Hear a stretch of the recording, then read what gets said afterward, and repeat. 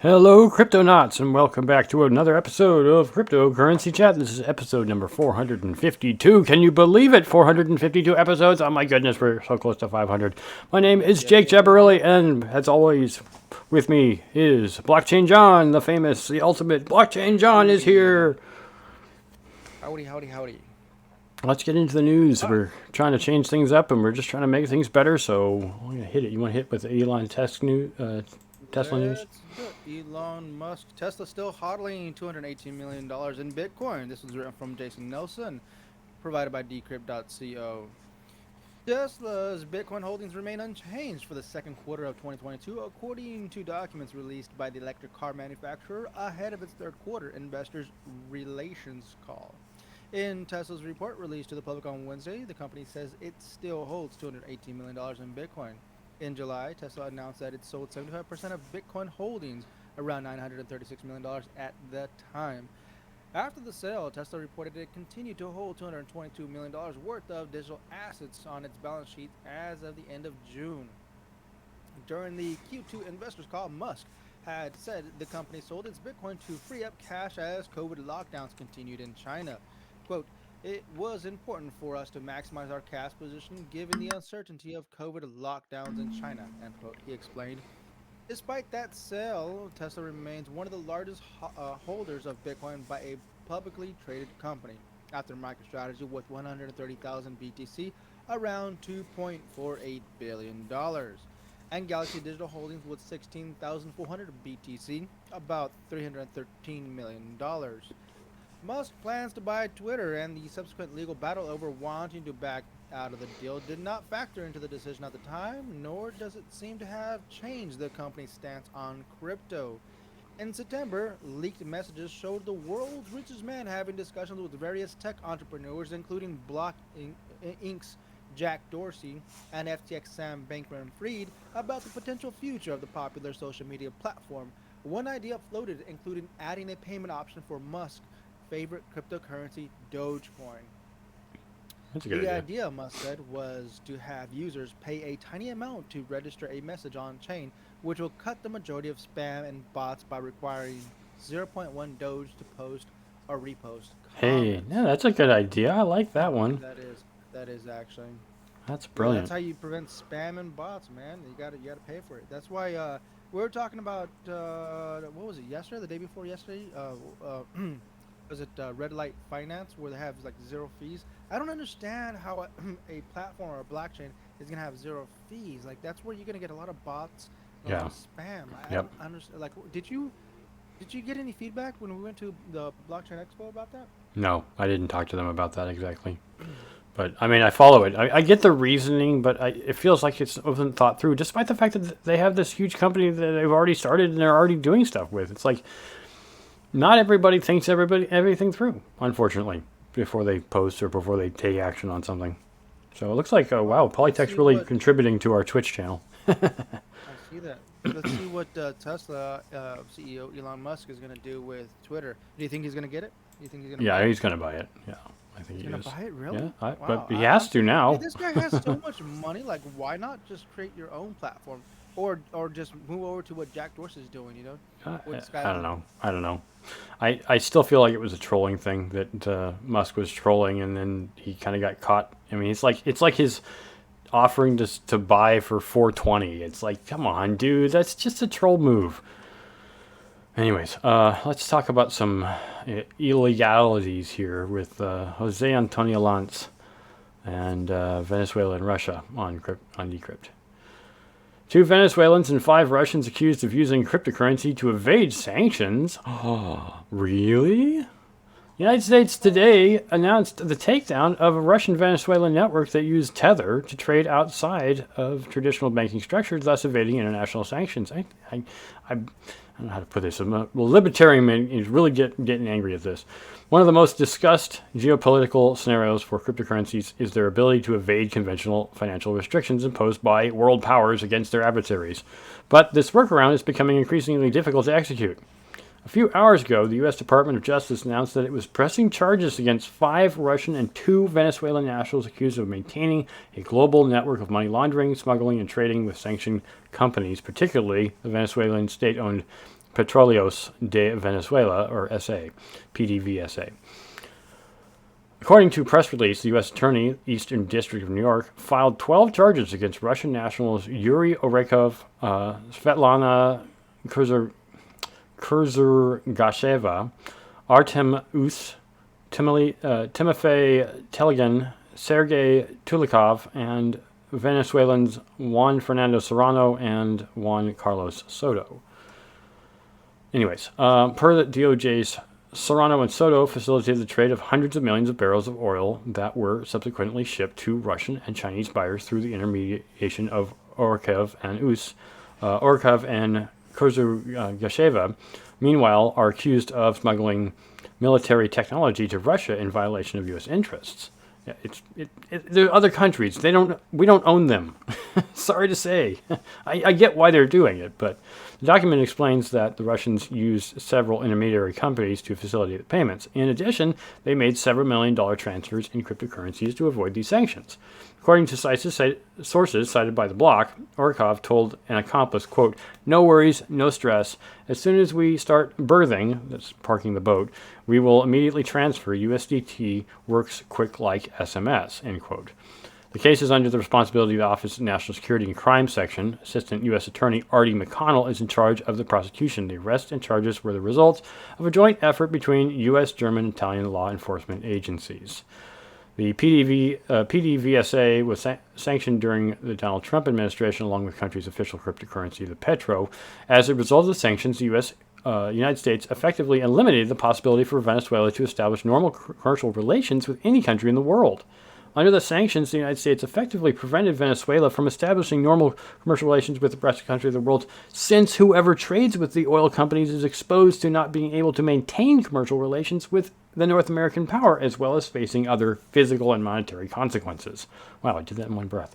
The political move generated losses to Venezuela on the order of $240 billion, according to sources cited by Venezuelan media outlet Ultimas Noticias.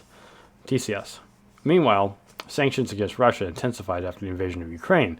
The use of cryptocurrencies has played an important role in this war, as Ukraine has been able to receive close to $100 million US, allowing it to purchase military equipment, including vests, heat visors, food for troops, communication devices, and medicines. Similarly, Russian militias have received cryptocurrency donations to support their cause, albeit in lesser amounts, and lawmakers around the world have joined forces to prevent Russia from being able to use cryptocurrencies to its advantage in the same way Ukraine has. So, in looking at this,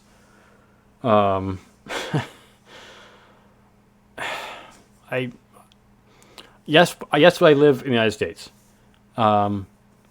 I don't necessarily approve this, although I understand the reasons why the U.S. is doing it. The U.S. is trying to stop Russia, in particular, from getting supplies. That was the whole point of putting sanctions in place. But, the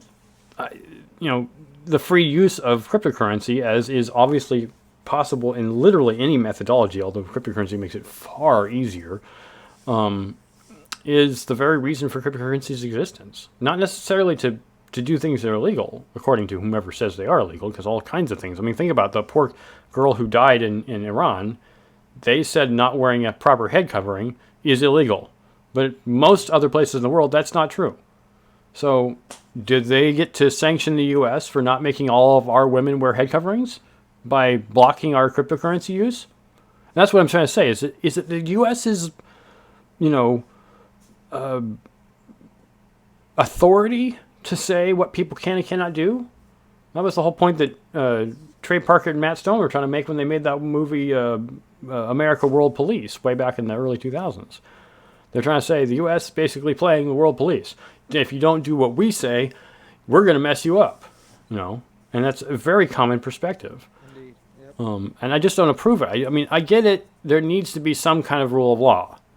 Don't kill people. I think that's a good reason. Don't kill people unless they try to kill you first, is another one.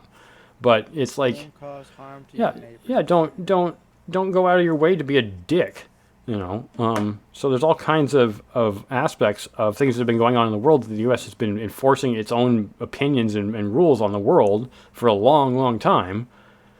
And is that really right of us to do? And I'm not saying it's us. I'm saying us in the sense of us living in the U.S. But I have. It's more like this ends justifies the means thing. They're kind of saying like, well, if we let Venezuela and Russia trade through the use of cryptocurrencies, then they're basically getting around our sanctions. Yeah, no, they are absolutely, and that does suck. But is the hot war versus the cold war the point? I guess is what I'm trying to say. It's like, I know that they're playing this game, and I'm not trying to take too much time out what we're saying, but they're playing this game of saying, well, we don't really want to go with nuclear war against Russia. We really want to avoid that. So we're trying to do things to kind of keep Russia down, right? Keep them from doing the things that we really don't want them to do. But it's okay. You can go ahead and attack Ukraine. We'll just help Ukraine, try to fight you. But we're not going to go fight you ourselves, because if the U.S. stepped into the Ukraine, man, that would really set things off between us and China. So. Polytech on chat says they're just fighting a proxy war, man. Yeah, no, I know they are. I'm not particularly fond of what they're doing, because they're setting a precedent. They're saying, if you don't do what the U.S. says, sorry. Polytech did have another a message earlier on my last article. He says that's why, in regards to the fee structure, says that's why Ravencoin is the best cryptocurrency on the planet. The fee structure is set up incredibly well. That's my voiceover for Polytech. No, it's a pretty good coin, like you said. Moving coin around. Like I said, I don't know if Polytech watched my video or not, but I basically said that $2.5 million U.S. currency in Ravencoin moved in the last 24 hours. So. All right. Next news written by Andrew Thorvallis from Decrypt.co. Sam Bankman-Fried pitches sanctions, allow list, and blacklist in crypto. Let's see what's going on here. FTX boss Sam Bankman-Fried thoroughly broke down his ideal regulatory framework for the crypto industry on Wednesday. The billionaire said he is a proponent of regulation using blacklist or blocklist, a model where individuals may freely trade unless explicitly sanctioned. This is in contrast with whitelist or allow list, where individuals are banned from trade by default unless explicitly granted permission. Quote, "We need fast, reliable of addresses associated with illicit finances," said the CEO, but peer-to-peer transfers should generally be free as long as they're not going to sanctioned actors. In a more detailed document on FTX's website titled Possible Digital Asset Industry Standards, the exchange, likely channeling its top executive, further argued that using allow list would be a massive burden on innovation and commerce that freezes out the economically disadvantaged. On the other hand, the exchange noted simply allowing all transfers would open the floodgates to financial crime. Blacklist, it argues, strike a much healthier balance between the two. This, quote, "This can simultaneously enforce sanctions compliance effectively while also making sure that you don't need a passport or social security number to buy a badge from a bagel from 7-Eleven," said SBF. Enforcing such sanction compliance can be difficult in practice. However, FTX raised the issue of timing. What happens if funds from illicit financial activities are moved after the activities are discovered, but before that's communicated to all of the platforms? The service asked. When it comes to the blockchain, crypto addresses do not equal users. Stolen funds can be transferred through an infinite number of addresses with little way of knowing to who each address belongs. That leaves exchanges with the tough task of constantly monitoring which addresses are associated with illegal funds and blacklisting them accordingly. Even that creates its own... Go ahead. I don't feel sorry for him at all. You know why? Because he's a centralized exchange. You do a decentralized exchange, you don't have to worry about who blacklists what. Well, actually, no. Let me speak on that a little bit more. It does affect this company. The FBI can actually go to him and say, hey, we traced back some coins that are sitting on your exchange. You have this 1,000 Bitcoin sitting on your exchange. We need to confiscate those. He has to forfeit those coins. Yep, I know. Anybody that owns those coins on his exchange, too bad for them. They don't have those. I know, but put it this way: these exchanges make boatloads of cash off of the way that they exchange. I think it's a worthy exchange. You're like, well, we're registered in the United States. The United States has their hand up our butt. We make a lot of money. If you're going to do illegal stuff, you're going to get your money confiscated because that's illegal in this country.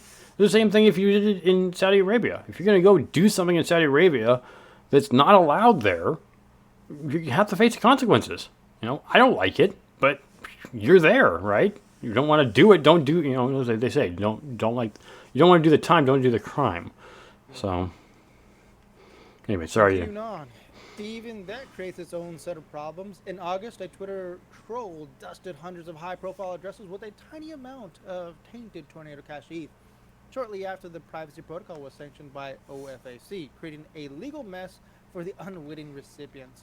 FTS suggested that OFAC create an address specifically for any dusting victims to send their illegal funds to, thus curing the address from blacklist status.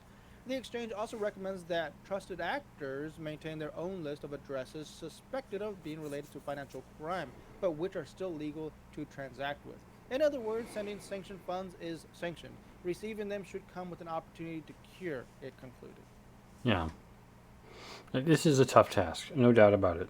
You're a big company, you're going to have to spend money doing it. It's the same thing as YouTube trying to, or even Facebook for that matter, their video businesses trying to, keep clean the content so that people don't get offended or, do lawsuits or they get in trouble. I totally understand the reason for doing it. It's just, it's going to be a hard task. You're making money, SBF. Figure it out. I want to say the FTX, right? FTX. Yeah. Well, that's his company, right? But I'm saying SM Bankman Fried, it's your company. Figure it out. Yeah. So in regards to FTX, they're using a lot of artificial intelligence on the back end to track down these addresses and find out which ones are blacklist status, right?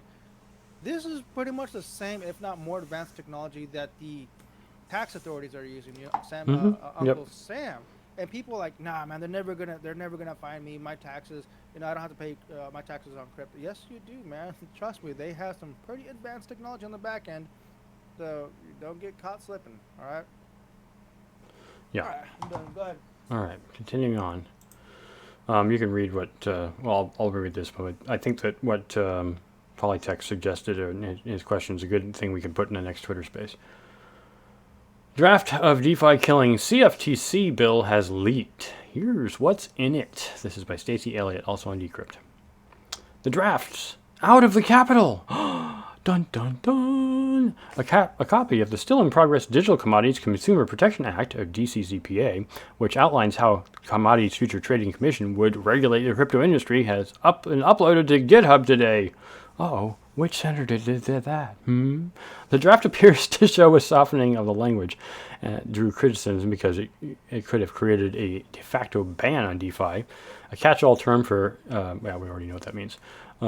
Anyways, so, notably, this is a quote, the version contains a limited exception to the term digital commodity trading facility, which would exclude persons who solely develop or publish software.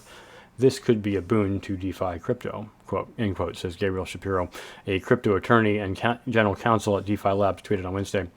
Shapiro said he made the draft available to the public because of his belief in, quote, transparency and open discussion of the future of crypto law. I agree with the man, end quote. The DCCPA was introduced by Senator Debbie Stabenow, a Democrat from Michigan, and John Boozman, a Republican from Arkansas. In August, since then, Coinbase and SBF have been openly supportive of it.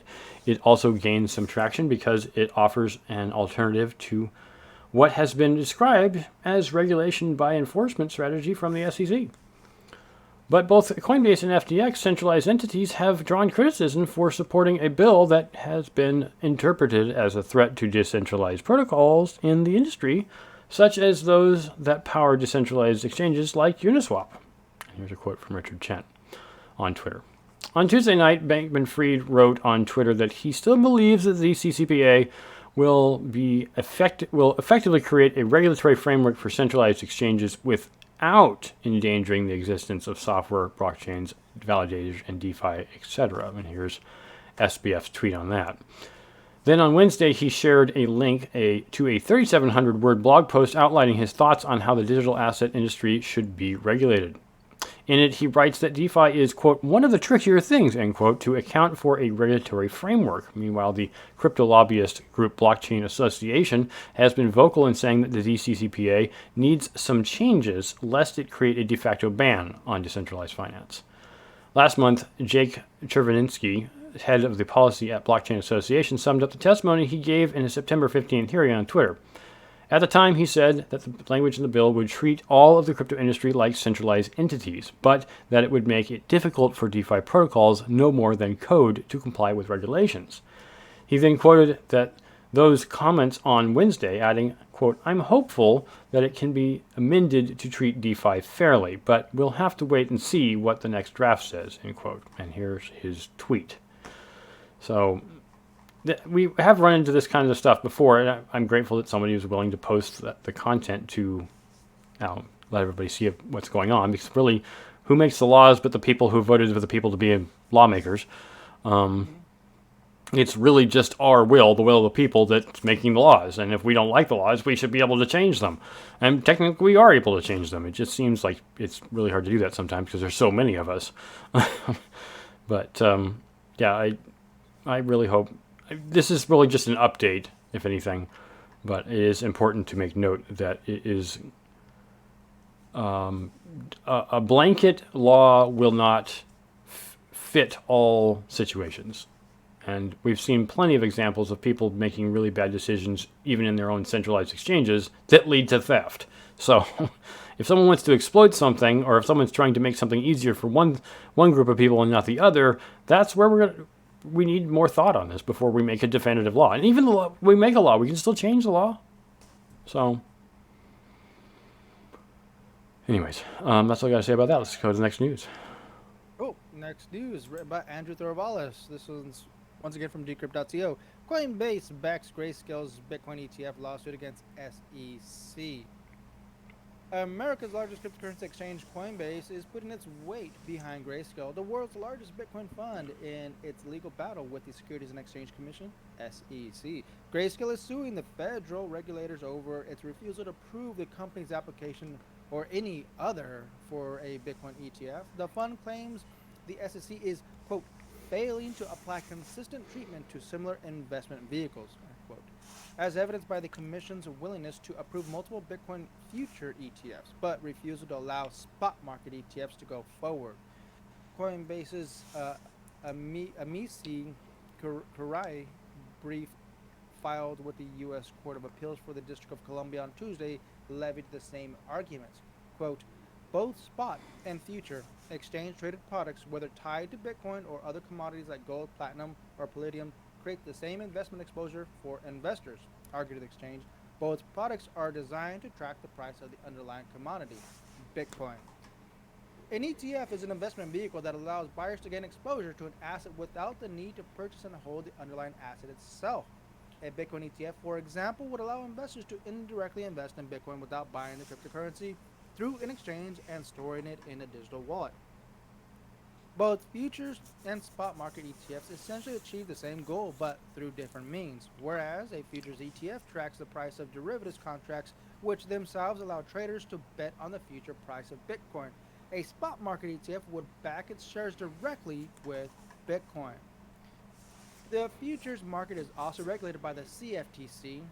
SEC Chair Gary Gensler has in the past implied that he believes this may make these markets safer for ordinary investors. The Bitcoin spot market, the buying and selling of physical BTC, is not regulated. In its brief, however, Coinbase claimed that restricting Bitcoin spot ETFs from reaching the market unjustifiably limits investors' choice, and further argued that the SEC is engaging in arbitrary and capricious practice of picking winners and losers among investment products. Multiple crypto-centric nonprofit were also represented as Amici Kurai in the brief, including the Blockchain Association, the Chamber of Digital Commerce, Chamber of Progress, and Coin Center. Having denied multiple Bitcoin spot ETF proposals from different parties, the SEC's reasoning remains the same. ETF providers must form a, quote, surveillance sharing agreement with a, quote, regulated market of significant size related to the underlying Bitcoin being tracked as a measure against potential market manipulation. Before being denied in June, Grayscale's application argued that it could use the CME Bitcoin futures market as a source of market manipulation data. However, the commission claimed that this market, while regulated, was not adequately related to spot Bitcoin. Multiple other countries have already approved Bitcoin spot ETF products, including Canada, Australia, Germany, and Brazil. According to Coinbase, the SEC's refusal to do the same is driving U.S. investors to those markets and other trading venues that are not within the Commission's purview. This is exactly what I was saying about the whole concept of all kinds of trading. It's like people trading on BitMEX, which was in the Seychelles, right? They were trading there because they couldn't do the same thing within the U.S. Although there were things in the U.S., they moved to the Seychelles so they could do it. And it's like, I'm still a little bit miffed about the U.S. persecuting the Seychelles. I mean, persecuting BitMEX for them being outside the U.S.'s purview. It's like, look, they're over there because you can't do this in the U.S. If people decide to use a VPN to get to their website, that's on those people, not BitMEX. It's not BitMEX's fault for people who live in the United States, VPNing into their server. They can do everything they can to stop them. And if they still get in, it's those people's fault, not BitMEX's fault. We don't persecute the power company for people using electricity to kill their neighbor. We don't, because it's not the electricity's fault. It's the person who did the killing's fault. Anyways, Unstoppable, that's the name of the company. Unstoppable Domains stops selling .coin domains after realizing they've existed for years. Apparently this is something they didn't know. I think they knew. Anyways, Unstoppable Domains offers an array of NFT-based domain names. Let me say this is written by Andrew Hayward. And decentralized websites viewable in certain browsers. But the startup just scrapped one of its domain offerings after realizing that another company had already been selling similar Web3 domains for 8 years. The billion-dollar firm announced this week that it will no longer sell .coin domains and has discontinued service that allow existing .coin domains to function. That's because another blockchain company, Emmercoin, has previously offered its own .coin domains since 2014. But Unstoppable Domains didn't realize it until recently after launching its .coin domains last year. Emmercoin, the platform issuing the .coin domains, hadn't marketed their top-level domain extensively, making it difficult to find. As soon as the collision came to our attention, we stopped selling the .coin domains while we were investigating the issue, the firm wrote. The Emmercoin team are pioneers in our industry, and we regret that we weren't aware of this naming collision earlier. Unstoppable Domains said that leaving its .coin services intact could lead to a potential collision between rival offerings that could cause users to inadvertently send crypto funds to an incorrect wallet, for example, thus losing access to those funds forever, or assets, rather. Naming collisions are dangerous for Unstoppable community and for the Web3 as a whole. The firm wrote, multiple versions of a top-level domain could cause chaos. Imagine sending Bitcoin to the wrong Nora.nft or connecting your wallet to Uniswap.crypto and getting a scammer's website instead of the real one, which I'm sure has happened. Users who purchased .coin domains from Unstoppable Domains as an NFT or a blockchain token representing owners and unique items will still own those NFTs, but they are functionally useless now. The company has deactivated its service tied to those domains, but the NFTs themselves will still remain within users' self-custodied wallets. As a make-good offering, Unstoppable Domains has said that it would refund buyers with 3 times the original purchase price in credits, which users can apply to other domains. The company also claimed that it has implemented more exhaustive methods for tracking down potential conflicts with other existing and future domain offerings. Many early attempts at blockchain naming systems were small and built for very specific communities, it wrote. Seeking out those early projects has been a challenge, but we've looked into in extreme detail. Unstoppable Domains raised $65 million in Series A rounding fund in July, bringing its valuation to about $1 billion. The first claim The firm claims that users have registered over 2.7 million NFT-based domains to date through its service, which is integrated with services like Coinbase Wallet and web browser Brave. The firm's domain are currently minted on Polygon and Ethereum scaling networks. So, yeah, I guess it sucks, but it looks like the reparations are good. I just hope that nobody paid more than 3 times what they're getting back. Did you get an unstoppable domains? I have not purchased an unstoppable domain because it's on Ethereum. Well, I mean, they're on Polygon now, but originally they were only on Ethereum, and so I didn't get any of them for that very reason. Okay. So, all right, that's a wrap. Cryptonauts. We are done with the news.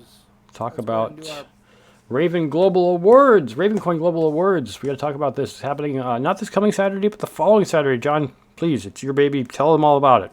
Yep. So this is the first Ravencoin Global Awards. It's an annual get-together there in Braveland, which is the metaverse for the Ravencoin community. We're going to meet up there not this Saturday, but the following Saturday at 12 p.m. Pacific, 3 p.m. Eastern time, and pretty much just thanking individuals that are part of the Ravencoin community and giving them a reward for doing all this awesome work that they've been doing. Keep in mind that people aren't really getting paid. There's no marketing budget. These are all people just doing things out of the kindness of their heart. So I believe all altruistic. These amazing people should be rewarded in some fashion.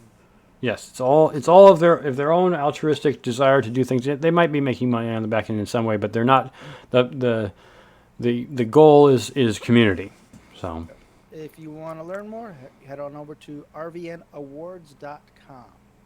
Yes, and this is being put on by us, Cryptocurrency Chat. Also, we have, as you all probably know by now, shop.biaberly.com/C3medias, where we have a bunch of our t-shirts. You can pick up any one of the 3 prints that are available. And you can always check out our donation page, Cointree, that's CORINTR.ee/C3media, and see all of our social media links, Odyssey, etc., as well as anything to donate. So thank you all for listening this evening, or whenever it is that you're listening. As we say at the end of every show, stack sats and hodl. Adios.